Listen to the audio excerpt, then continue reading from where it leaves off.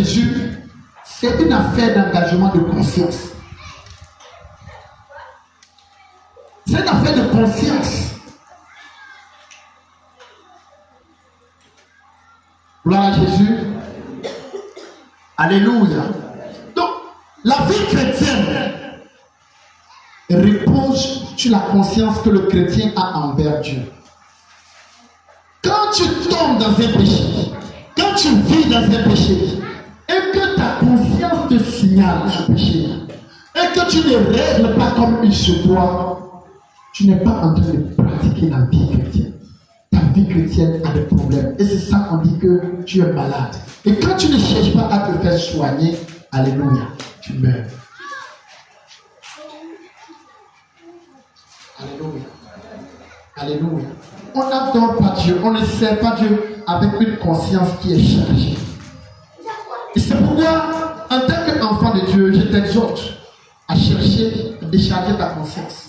Parce que si tu ne cherches pas à régler les problèmes qui tournent, qui dérangent ta conscience, alléluia, tu ne verras pas la puissance de Dieu, la gloire de Dieu. Tu ne vas pas expérimenter ce que c'est que la présence de Dieu dans ta vie.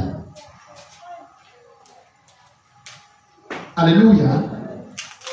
Et quand les gens ont des problèmes dans leur conscience et qu'ils ne cherchent pas à régler et que ça perdure, ils deviennent une gangrène, ils deviennent un poison pour les autres. Alléluia. Alléluia. Est-ce que tu comprends? Si tu laisses un péché trouver de la place dans ta vie et que ça te dérange, et que ça te dérange, et que ça te dérange, et que l'Esprit de Dieu te pousse à te repentir, et que tu ne te répands pas comme il se doit, mais tu persistes dedans, après tu vas voir que ce péché ne te dit plus rien. Et même quand tu verras quelqu'un en train de pratiquer ce même péché, tu peux même l'encourager. Alléluia. C'est une affaire d'avoir une bonne conscience envers Dieu. Timothée.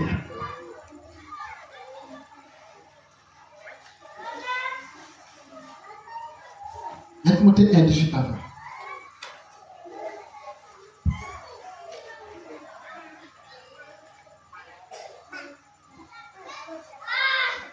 Il prend ta Bible. Timothée chapitre 1 à Jean 8, 9.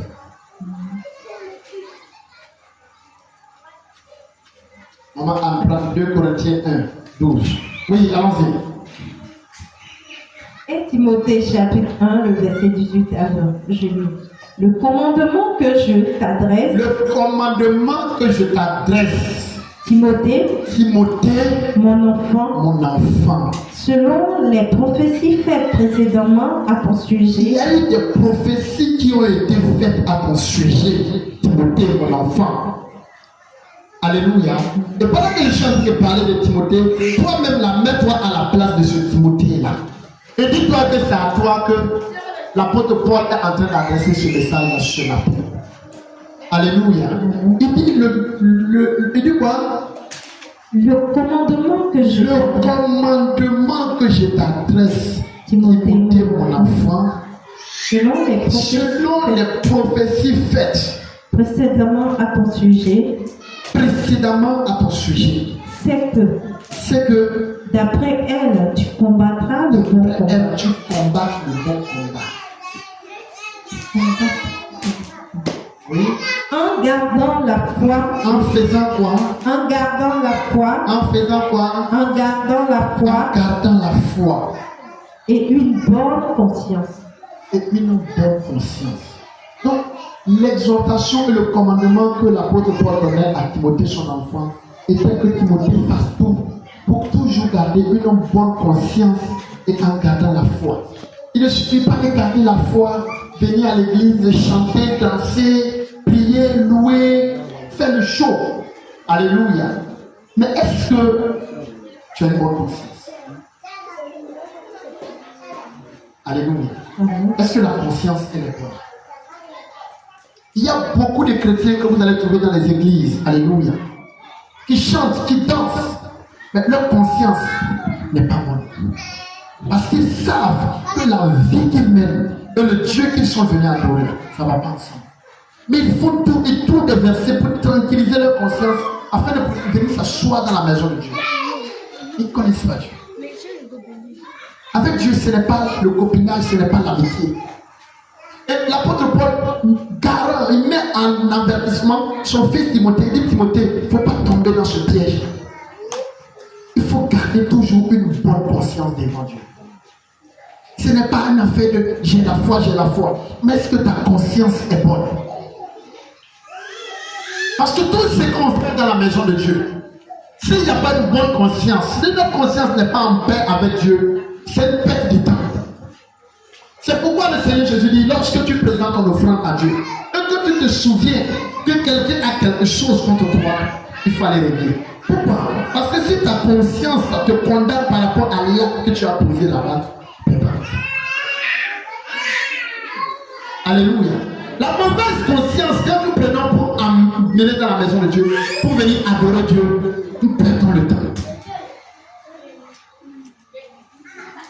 Vous comprenez? Est-ce que vous comprenez? Si tu as une mauvaise conscience par rapport à des péchés ou par rapport à un péché mal confessé ou une mauvaise repentance que tu as fait, ta vie et ton progrès spirituel s'arrêtent. Alléluia.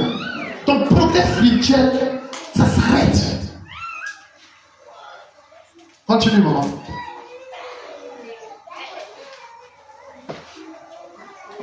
Continue.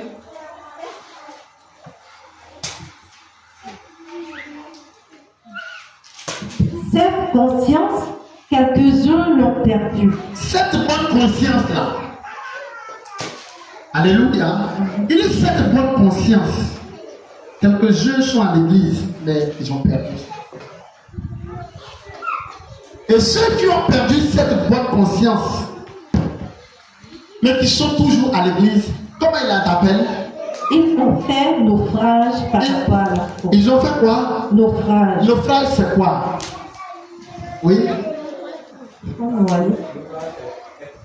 Ils se sont noyés par rapport à la foi.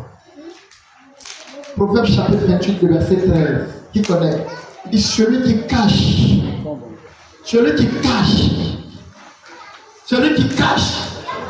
cette transgression ne prospère pas. Pourquoi celui qui cache cette transgression ne prospère pas? Parce qu'il a un problème de conscience. Alléluia. Quand tu caches tes péchés, avec Dieu tu ne peux plus progresser. Alléluia. Quand tu caches le mal que tu as fait, avec Dieu, il n'y a plus de progrès. Parce que la conscience est touchée. Et il ajoute, il dit celui qui les avoue. Quand il dit celui qui les avoue, qu'est-ce qu'il veut régler? Il veut régler le problème de conscience. Alléluia. Il veut régler le problème de conscience. C'est pourquoi il dit celui qui les avoue et puis les délaisse. Il n'a pas dit celui qui se répand et les délaisse. Il dit celui qui les avoue. Parce qu'on parle d'une affaire de caché. Et quand le péché est caché, la conscience est chargée. La conscience n'est plus tranquille. Quand tu viens dans la présence de Dieu, quand tu pries, ta conscience n'est pas à l'aise. Alléluia. Quand les démons t'attaquent, même quand tu pries, ta conscience n'est pas à l'aise.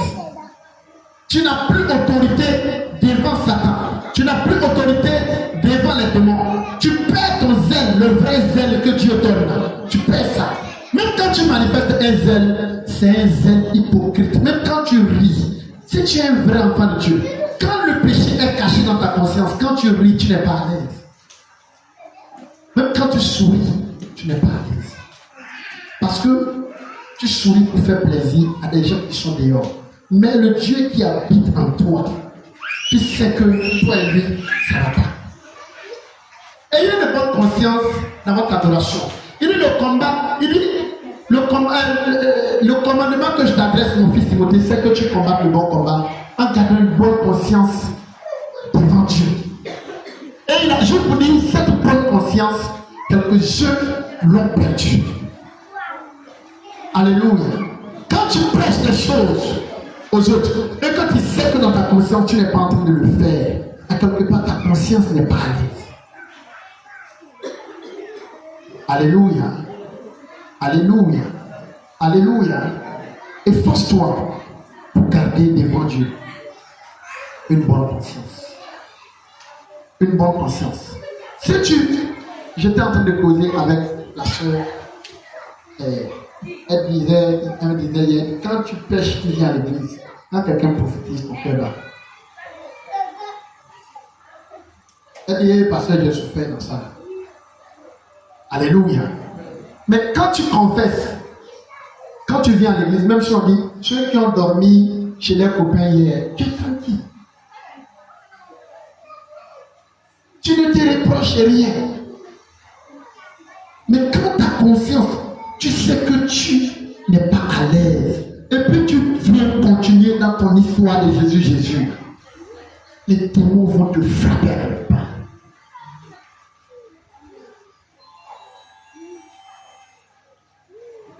Alléluia. Alléluia. La sœur, comment elle s'appelle? Delphine. Elle se plaignait de son oreille qui lui faisait mal depuis combien de jours? Ça devait mal encore. Sa dent, la dent et puis l'oreille. Et elle est venue à l'église. Toute la semaine, on a prié pour elle. On n'a pas. Toute la semaine, quand elle vient, je prie pour elle. Hier, je suis allé chez elle. Parce que je ne l'ai pas vu venir travailler. Je suis allé chez elle hier. Tu as quoi? Elle était emballée dans un pan. Je dis à quoi? Elle dit, pasteur, mon oreille, ma dent. Je lui ai dit, est-ce qu'il n'y a pas un péché? Elle est restée triste.